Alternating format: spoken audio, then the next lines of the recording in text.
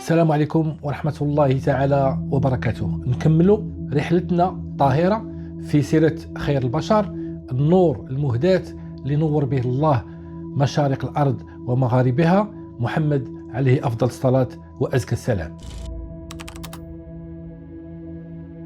قلنا كنعرفوا بأن المدة ديال الرسالة النبي صلى الله عليه وسلم هي 23 سنة، دوز منها 13 سنة في مكة وبقى ليه 10 سنين في المدينة المنورة. خليناها وصل لأبواب المدينة وبنى مسجد قباء، ودابا إن شاء الله بحول الله غادي يتحرك إلى المدينة المنورة. فالمدينة كلها خرجت، المدينة كلها كتسناه، هو يبان الرسول صلى الله عليه وسلم. جاء الرسول، جاء حبيب الله، جاء الشفيع، المدينة كلها كتغنى. وهنا النشيد المشهور واللي كلنا كنعرفوه: طلع البدر علينا من ثنيات الوداع. وثنيات الوداع هي طريق كتدخل المدينة، كاين بزاف الطرقان، هو اختار يجيب من هاد ثنيات الوداع. فالناس جميع تجمعوا على الرسول صلى الله عليه وسلم وكلهم بغاو يجي عندهم. تفضل يا رسول الله، عندي انا يا رسول الله، لا عندي انا يا رسول الله. ويقول لهم خليوا الناقة راها مأمورة. فملي وصلت الناقة لديار بني النجار فهي جلست حدا دار خالد بن زيد، والملقب بأبو أيوب الأنصاري. وسعدات هذا أبو أيوب الأنصاري لأن الرسول صلى الله عليه وسلم هاي الضايف عنده مدة شهر. فأول حاجة يفكر فيها رسول الله صلى الله عليه وسلم هو بناء المسجد، هذا المسجد النبوي اللي كاين في المدينة. فعجبته واحد الأرض، وذاك الأرض كان كيملكها يتيمين، هما بغاو باش يعطيوها للرسول هبة، إلا أن الرسول أرفض. أبو بكر الصديق هو اللي شرى الأرض اللي تبنت فيه المسجد. والرسول صلى الله عليه وسلم فهو شارك في البناء ديال المسجد. ملي كملوا المسجد وتقريبا بناو فيه 1000 متر، وراه كاين الآن واحد البودرة اللي فيها الحد ديال فين تبنى الرسول صلى الله عليه وسلم المسجد. ودابا الحمد لله فهو المسجد كبير وكيتسع الآلاف المصلين. ملي بناوه خاصهم شكون اللي يأذن، كيفاش غادي يعلموا الناس بالأذان. شي قال الجراس، شي قال هذا، كل الآراء رفضها رسول الله صلى الله عليه وسلم، إلا أن جاء الغد ليه عبد الله بن زيد حلم الآذان: الله أكبر الله أكبر، أشهد أن لا إله إلا الله، أشهد أن محمد رسول الله، حي على الصلاة حي على الفلاح، حتى لا إله إلا الله. هو يقول ليه الرسول: هذا يا عبد الله.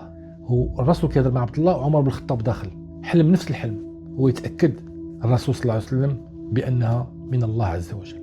وهنا الرسول صلى الله عليه وسلم أمر عبد الله بن زيد، قال ليه قولها البلال بن رباح لأنه صوته مزيان، خليه هو اللي يأذن. هنا لابد نشيروا لواحد النقطة مهمة، هو هذه الأخوة اللي نشأت بين المهاجرين والأنصار.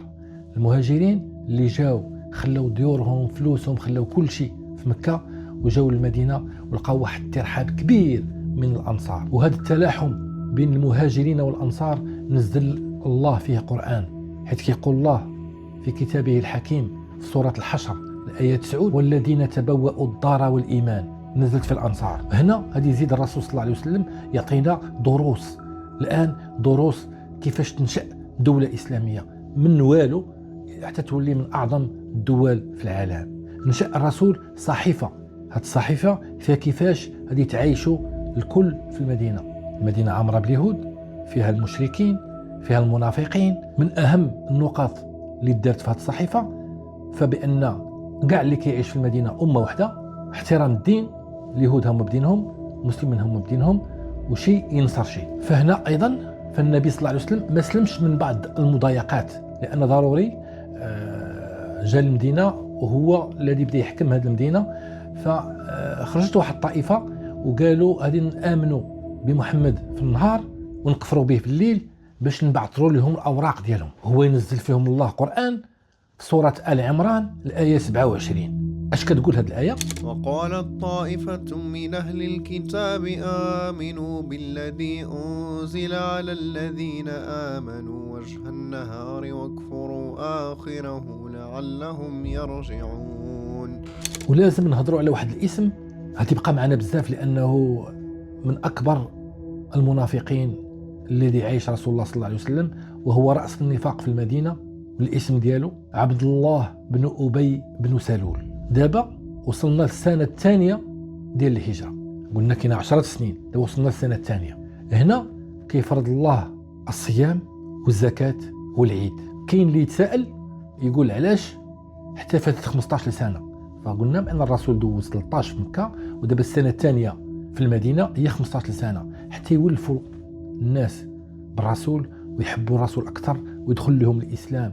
لأن باش تنقاطع في الصيام على شهوتك وعلى صيامك لمدة النهار، وباش تخرج فلوسك الزكاة، وباش تضحي، فخاصك تكون ضروري ملم بكل شيء. ففي هذا الوقت الله سبحانه وتعالى آذن بالدفاع عن النفس، هو ينزل قرآن.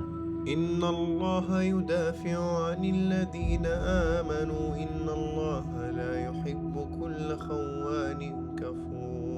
أذن للذين يقاتلون بأنهم ظلموا وإن الله على نصرهم لقدير. الذين أخرجوا من ديارهم بغير حق إلا أن يقولوا ربنا الله لولا دفع الله الناس بعضهم ببعض لهدمت صوامع وبيع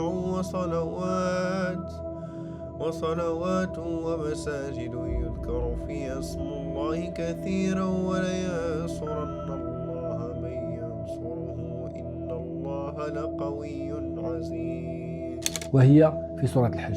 وقال أيضا بسم الله الرحمن الرحيم وقاتلوا في سبيل الله الذين يقاتلونكم ولا تعتدوا إن الله لا يحب المعتدين. وهذه في سورة البقرة. بحال اللي عرفتوا من بعد ما هاجروا أصحاب الرسول صلى الله عليه وسلم من مكة للمدينة، فهم خلاو كل شيء، المال ديالهم وكل شيء، وقريش جمعوا داك الشيء كامل وعطاوه لأبي سفيان وخرج به في تجارة إلى الشام. وهنا الله سبحانه وتعالى وحى لرسوله باش ياخذوا منه كاع داكشي اللي تسرق منه. هنا الرسول صلى الله عليه وسلم جهز واحد الجيش ديالو من 314 الفرد وخرجوا باش يلقاو ابو سفيان. قريش كذلك سمعت بان النبي جهز الجيش، وهي تجهز جيش من 1000 فرد، وخرجوا تهما لملاقاة الجيش ديال محمد واتباعه. فالمسلمين مشاو تمركزوا في العدوى الدنيا، والمشركين جاوا للعدوى القصوى. هنا بعض المسلمين خافوا ونزل الله فيهم القرآن يتلى إلى يوم الدين. بسم الله الرحمن الرحيم كما أخرجك ربك من بيتك بالحق وإن فريقا من المؤمنين لكارهون يجادلونك في الحق بعدما تبين كما أنما يساقون إلى الموت وهم ينظرون وإذ يعيدكم الله إحدى الطائفتين أنها لكم وتودون أن غير ذات الشوكة تكون لكم ويريد الله أن يحق الحق بكلماته ويقطع دابر الكافرين. هنا الله تيقول في الآية إذ يعدكم الله إحدى الطائفتين، إما تفوزوا بالحرب إما تأخذوا الغنيمة، وأصحاب بغوا الغنيمة بالحرب. فهذه معركة بدر، وهي الفارقة بين المسلمين والمشركين، وهي أولى غزوات الرسول صلى الله عليه وسلم في السنة الثانية من الهجرة، وكلها مذكورة في سورة الأنفال بالتفصيل، وإن شاء الله نرجع لها في الحلقة القادمة بحول الله. إلى اللقاء في حلقة مقبلة إن شاء الله. دمتم بخير، أحبكم في الله.